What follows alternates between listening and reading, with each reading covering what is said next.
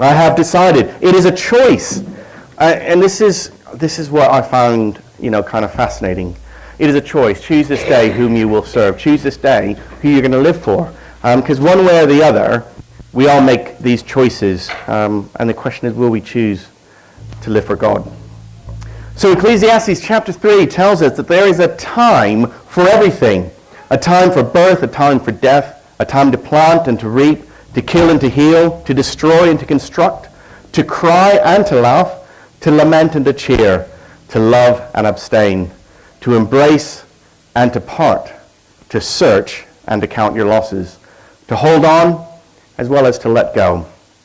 A time to rip out and a time to mend, a time to be quiet and a time to speak up, a time to love and a time to hate, a time to wage war, and a time to make peace. There's a lot in there that I can't really go on because it is far too much information. And a lot of those words, you sort of think, well, how does that relate to Christianity? When is there a time to hate? Well, shouldn't we hate injustice? When is there a time to go to war? Well, isn't there a time when we need to stand up for those who are weaker, for those who are poor, for those who are being marginalized? War doesn't necessarily mean war as we kind of know it. War could mean within ourselves saying, I'm going to stand up and do what is right. It's time to do that. And things aren't meant to stay the same. Whether it's a time to harvest or plant, time to fight or have peace, there's a cycle and there's a necessity for change in everything.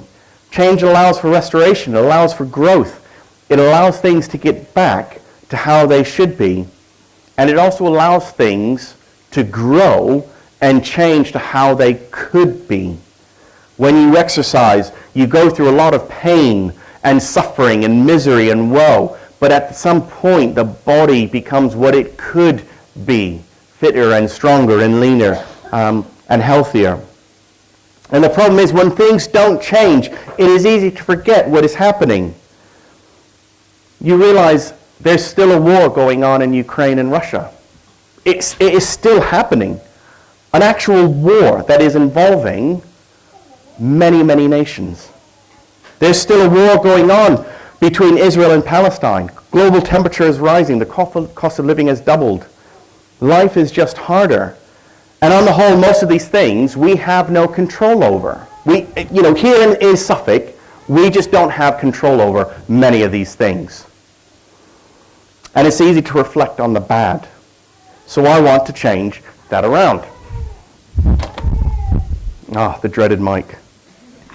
So, what was the best thing that happened to you this year and why? Is anyone willing to raise their hand? What is the best thing that's happened to you this year? There's two people that might need to be raising their hand and saying, this is the best thing that's happened to me this year. But is there anyone willing to say, this is the best thing that's happened to me? Anyone? Oh, yes. I was able to make another trip to Uganda. Nice. And see my friends there and work with so many different people. It was amazing. Nice. Lovely. Anyone else? Anyone else that says, yeah, this has happened, this is good? Anyone willing to raise their hand? Ivan? My last year is not a pensioner. But why? Why is that a good thing? Well, still going to have early mornings. Still going to have early mornings. Anyone else? Anyone else that you say, this has been good? Jane? I got an allotment. Oh. And why is that a good thing? Because I can grow things. Oh. Mike, why is that a good thing? Anyone else? Think of the best thing, but it's very, very good, was a fourth granddaughter was born in July. On the day of your ordination. Oh, well, there you go. But why? Why is that a good thing? Well, it's happy for the parents, happy for the family, and fine grandchildren bring real joy. A real injection of joy. Excellent. Mary, you had your hand. Yeah, I had my surrogate family over from Australia for nearly 3 days, and it was lovely. I haven't seen them for 7 years, and it was perfect. It was wonderful. Oh, that's great. Anyone else? Anyone else that says, this has been good? Ooh. Good? We bought a house. Yay! And why is that a good thing? Because we moved there. Oh. Came here. Very good, very good. Fionn? I got a giant snake teddy that's taller than me Ooh, and why is that a good thing? because I like snakes and teddies. Wouldn't know that. Oh, you got one. What? On Boxing Day, I was told that I'm going to be a nanny again in July next year. And why is it a good thing? Well, because I'll concur with Liz about grandchildren. Nice. Anyone else? Let's try again. I got to see my favourite band live in Leeds. And who was that? Blossoms. Ah, yeah. They're good. And why is that good? Because I got to spend a day with my dad and we ate Oh. great food.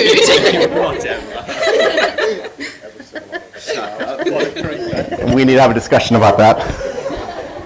Anyone else? Oh, Fiona again. Yes. My parents haven't annoyed me And why is that a good thing? because they do it all the time. Oh, animals and children, apparently. Anyone else? Anyone else before we stop?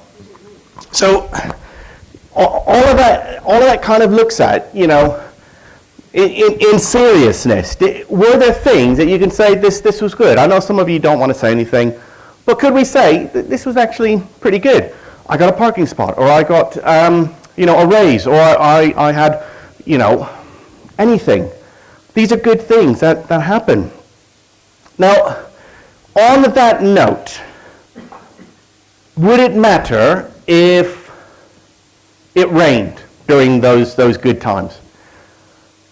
Were you guys outside? It was raining. So, and it didn't matter. Sign from God, that's what I think. And would you want to have those events? So those of you who didn't answer, those of you who did answer, would you like to have those events happen again?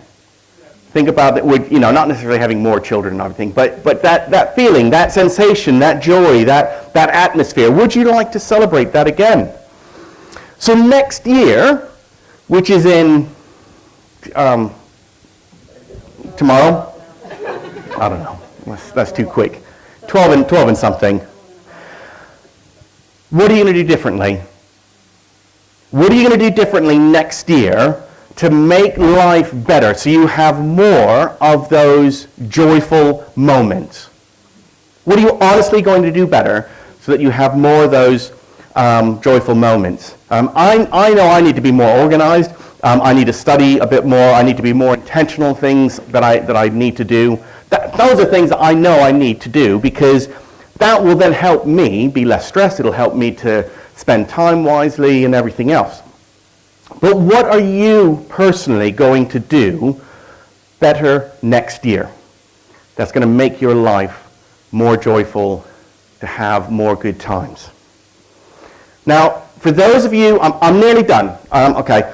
Those of you who are Christians, those of you who accepted Christ in your life, I want to ask you 3 questions. And this is, I have a laugh. So this is going to be my little bit of serious time, because this really struck me this morning, or last night when I was going over this. Do you believe God has used you this year to help further his kingdom? Kids, you can ask, because you see friends, you talk to your friends, you invite them to messy church and stuff. Do you believe God has used you this year to help further his kingdom? It's either he has or he hasn't. Okay? This isn't a maybe. This is you personally. Sorry I'm getting a bit serious, but this is, we're starting on to a new year. And I really want everyone to kind of consider the last year and what's taken place. Do you believe God has used you to further his kingdom this year? Second thing, do you believe God wants to use you to further his kingdom? This is really important because you have to ask yourself, you have to give the answer. If you're saying, I don't think he does, you need to ask why. Because God used a murderer, He used a thief. He used the uneducated. He used the disbeliever. He used the dead. I don't think you can get any more extreme than that. So whatever little bit you have in your life, if you're saying God can't use me, that we need to have a discussion. Honestly, we need to have a discussion. So do you think God can use you? Kids, do you think God can use you at school to further his kingdom? Can you speak to your friends and invite your friends to Messy Church? So is that letting God use you to build his kingdom? Do you think he still wants you to do that? So he can still use you. Some of you go to work, some of you are retired. Do you think God wants to use you? And thirdly, how can you be, if you believe God has used you, how can you continue to be used next year? If you believe God hasn't used you, how can you be used next year by God to further his kingdom?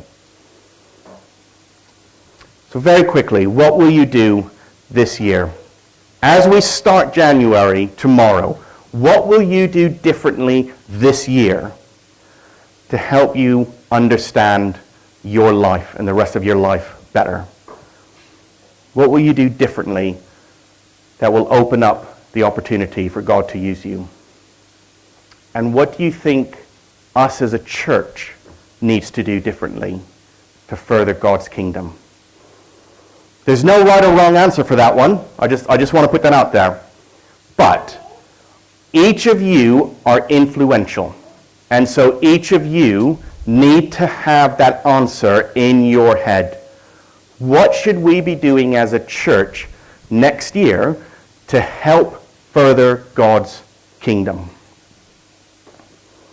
And if you're not a Christian, would you be willing, just this year, would you be willing to say, okay, I don't really know, I'm unsure, I'm going to spend this year just considering, asking, delving into the Bible, and just seeing. So for this year, this is what I want to do.